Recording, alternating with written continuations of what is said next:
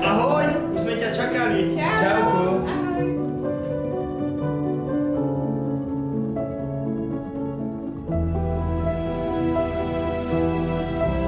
Aj vy môžete pomôcť nášmu diecéznemu centru. Modlitbou. Dobrovoľníctvom. Materiálnou. či finančnou pomocou. Zdieľajte náš projekt spoločne a podporte tak centrum. Ďakujeme.